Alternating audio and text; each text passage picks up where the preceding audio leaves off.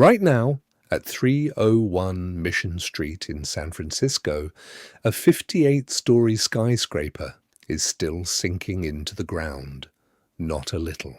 Not a crack in the wall, over 18 inches, straight down, into bay mud. And what makes this story different from every other building failure you've heard about is not the sinking, it's the warnings. Because the warnings were real. They were written, they were filed, they were ignored. A nearly identical building just blocks away had already triggered a city-ordered work stoppage for the exact same reason. A geotechnical professor from MIT put it in writing: the soil beneath this type of structure in this part of San Francisco could not hold the weight. And Millennium Partners, the developer, looked at all of that and decided to build anyway. 58 stories on bay mud, without bedrock anchors. But first, let's go back to when this was supposed to be perfect. In 2009, Millennium Tower was not a problem. It was a symbol. It was the tallest residential building west of the Mississippi River, 645 feet, 419 condominiums, a 5-star restaurant at street level, a private wine cellar, a lap pool with views of the Bay Bridge. Units sold fast, starting at $1.6 million. The most exclusive going for over $9 million. NFL legend Joe Montana bought a unit on the 41st floor. The developer told him, according to Montana's later lawsuit, that the foundation was state-of-the-art, much deeper than required, and that if he were safe anywhere in San Francisco, it was in Unit 41C. That was the pitch. That was the promise, and the soil underneath already knew it was a lie. This is the story of the sinking dream, Millennium Tower, how it got approved, who blocked the one review that could have stopped it, what the soil report actually said, what happened when the building started sinking before it even opened, and who is still living with the consequences today. Let's get into it. Subscribe before we continue, because this channel covers the permit files, the soil reports, and the names that the local news stops mentioning after week 2. What comes next is the part nobody covered. Here's the thing. Nobody explains properly about why Millennium Tower sank. San Francisco sits on unstable ground. A significant part of downtown, the south of Market District, where the tower was built, is not natural land. It's landfill, human-made ground built over what was once San Francisco Bay. Underneath that landfill is a layer engineers call young bay mud. Soft, compressible, not suitable for heavy loads without deep anchoring. Below the mud is a layer of dense sand called the Colma Formation.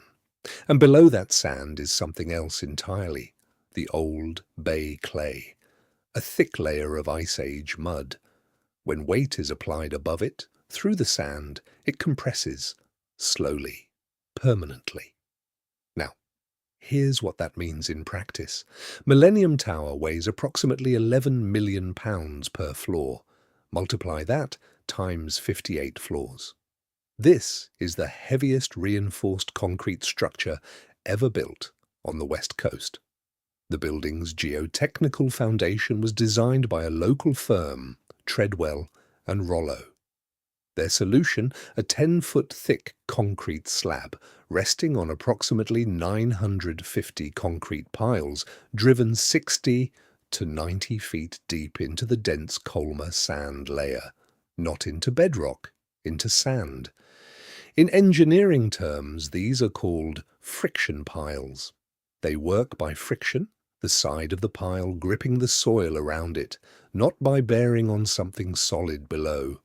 Other tall buildings in the same part of San Francisco drove their piles 200 feet down, all the way to bedrock. Millennium Tower stopped at 60 to 90 feet. The official prediction the building would settle 4 to 6 inches over its entire lifetime. It sank 8 inches before it even opened, 8 inches before the first resident moved in, and the old bay clay underneath was just getting started. Here is where the story stops being an engineering problem and becomes a decision made by specific people on specific dates. 2 years before Millennium Tower was approved, a different developer in the same neighborhood, Jack Myers, proposed a 52-story skyscraper at 80 Natoma Street, just blocks away. Same type of construction, same type of soil, same south of market location. The city ordered an independent peer review of the soil report. What they found was alarming. Charles Ladd, a geotechnical professor at the Massachusetts Institute of Technology, reviewed the project and put his assessment in writing. He estimated the Natoma building would likely sink at twice the rate predicted by the builder's own consultants, not 5 inches as the developer claimed, but potentially 11 inches. And it could tilt due to uneven soil conditions beneath the site. Ladd expressed what he called, in his own words, considerable concern that the building could sink under the stresses imposed on the old bay mud below. Frank Y. Chu, then the head of San Francisco's Department of Building Inspection, took that warning seriously. In mid-2004, he ordered a full work stoppage on the Natoma project. The 52-story building was never built. The warning was documented, filed, acted on. Now, here is the part that matters. The geotechnical firm that did the soil report for 80 Natoma was Treadwell Rollo, the same firm hired by Millennium Partners for Millennium Tower. Jerry Cawthon, an engineer involved in the planning of the nearby Trans-Bay Transit Terminal, would later say it clearly. This is a much bigger building, a much heavier building, sitting on worse soil, designed apparently by the same geotechnical firm that designed the 80 Natoma building. He said the city, given what happened at Natoma, should never have approved the Millennium Tower's foundation design. So the question is, why did they? Because Millennium Partners refused a peer review. The Natoma building had been stopped because of a peer review. So the city knew what independent eyes could find in these soil conditions. Millennium Partners would not submit to one. According to reporting and records later cited by Modern Luxury and NBC Bay Area, the developer declined the external geotechnical peer review because, as the record indicates, it would have potentially delayed construction by years. A professor of structural engineering at UC Berkeley, Jack Moley, was hired by Millennium Partners to review the building's structural design. He later testified before San Francisco's supervisors that he reviewed the concrete slab, but nothing below it. He was not qualified, he said, to assess whether the foundation was functional in a larger geotechnical context. No one with that qualification was asked to do so independently. The city approved the project anyway, 4-1, by the San Francisco Planning Commission in 2003. Construction began in 2005. The warning was there. It had already stopped one building. Millennium Tower got approved anyway. The building opened in April 2009. By the time the first residents moved in, settlement monitoring data, filed internally, already showed the building had sunk roughly 8 inches, more than the total lifetime settlement the engineers had predicted. Millennium Partners knew.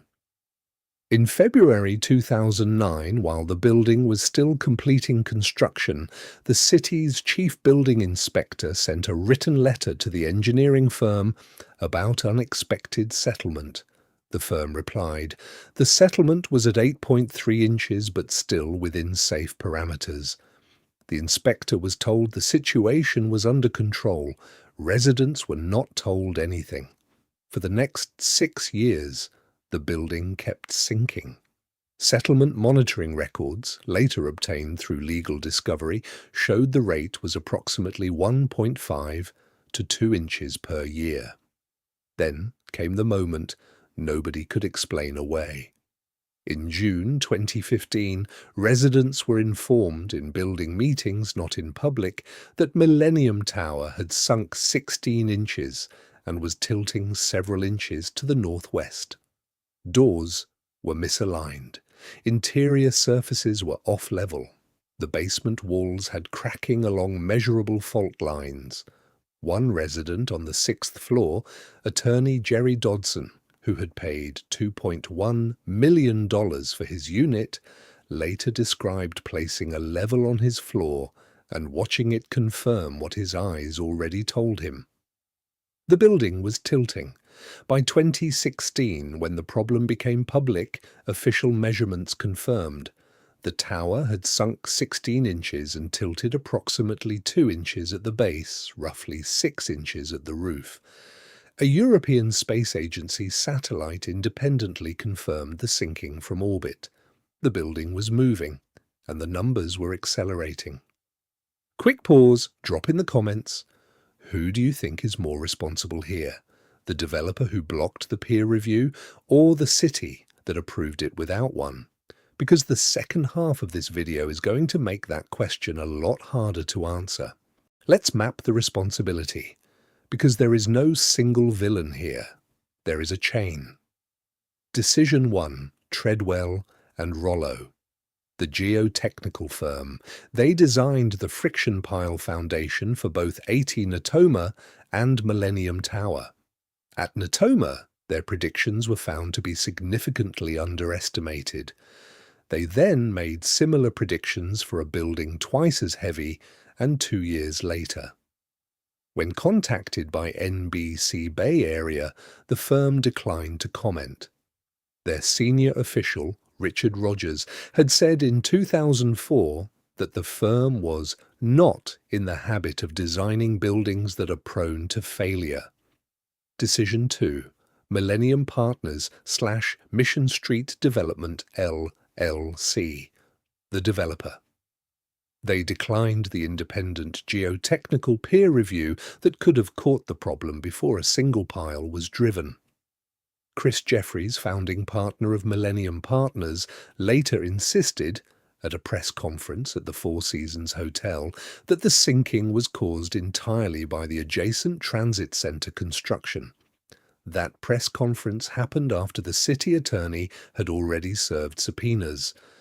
Decision 3, San Francisco Planning Commission. They approved the project 4-1 in 2003. The only no vote came from Commissioner Sue Lee. She is the only person in that room who voted against it. The 4 who voted yes are in the public record. The approval came without requiring the geotechnical peer review that had stopped the Natoma project. Decision 4, San Francisco Department of Building Inspection. In February 2009, their own chief building inspector was told in writing that the building had sunk 8.3 inches before it opened. He accepted the developer's assurance that it was within safe range. No public disclosure was ordered. 4 decisions, 4 names, 4 moments where this could have gone differently. It didn't. Now for the human cost, because the paper trail leads to people. Joe Montana, 4-time Super Bowl champion, bought Unit 41C on the 41st floor in 2013. According to his lawsuit, he entered a promotional agreement with the developer. When he learned the building was sinking, his legal complaint stated that the interior surfaces of his unit were off-level and that he and his wife had suffered serious and considerable emotional distress while living in their home. His unit, the suit claimed, had become unmarketable and valueless. But Montana had resources. He had a legal team. He had options. Most residents didn't. Mehrdad Mostafavi, a condo owner who spoke to NBC Bay Area in 2023, had to physically move out of his unit after a sewage backup in his kitchen sink. When the HOA sent an unexpected bill for $14,000 as his share of cost overruns on the repair project, he said, "I don't know what to do with this place. I cannot live in it." The entry price to live at Millennium Tower started at $1.6 million. By 2024, units were reselling at an average loss of over 20%. One fifth-floor unit sold at a 52% loss from its original purchase price. A penthouse that sold for $13 million resold for $9 million. Banks stopped issuing mortgages for units in the building, insurance rates spiked, refinancing became nearly impossible. Owners couldn't sell without disclosing the full history of the building. They were trapped. The walls of their apartments were literally off level, and the building kept moving. In 2019, after years of litigation, a class action settlement was reached. The deal included $100 million, later revised upward to approximately $120 million, to drill new piles down to bedrock and stabilize the building.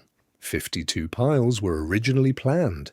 The plan was scaled back to 18. The repair project, called the Perimeter Pile Upgrade, began in November 2020. In August 2021, construction was halted. The fix was making the building sink faster. Engineers had to stop and reassess. By June 2023, a scaled-back version of the repair was declared complete.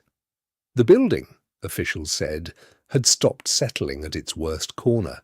It had recovered approximately 1 to 2 inches of tilt. But the math on the fix does not match the math of the promise. The original model predicted up to 4 inches of tilt correction within 6 months of completion.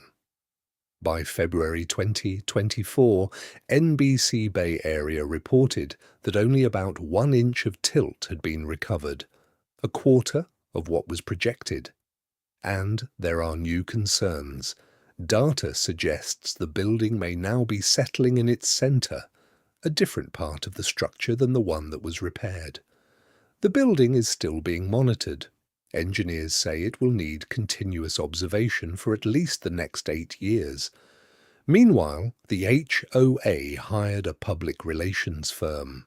They produced a short film about the engineering repair. They called it a success. The condo owners who received unexpected $14,000 bills in September 2023 for cost overruns were not in the film. Here is the truth about Millennium Tower. It is one of the most expensive residential buildings ever constructed in San Francisco, and it is one of the most extensively documented examples of a developer prioritizing construction speed over foundation safety in a city that already had proof the same approach would fail. The peer review that could have caught this problem was rejected. The firm that underestimated settlement at 80 Natoma went on to underestimate it again at Millennium Tower. The city approved a foundation design that other buildings in the same block rejected in favor of bedrock. And when the building started sinking, before it opened, nobody told the residents who had paid millions to live inside it. Millennium Tower was the tallest residential building west of the Mississippi. It also sank into the mud before the first family moved in. Both of those things are true at the same time. If this changed how you think about high-rise approvals, share it. There is probably someone in your network who is right now considering buying a unit in a building approved by the same process, in the same type of soil, without an independent review. They deserve to know this story before they sign. Subscribe, because the next building in this series was approved by the same city, on the same type of ground, and the soil report on that one has a page that nobody is talking about yet. And here is the question this story leaves open. How many buildings in your city were built on similar soil with no independent geotechnical peer review because the developer decided that review would take too long? The permit database is public. The soil reports are filed. The names of the engineers who signed off are on those documents. The question is whether anyone is looking.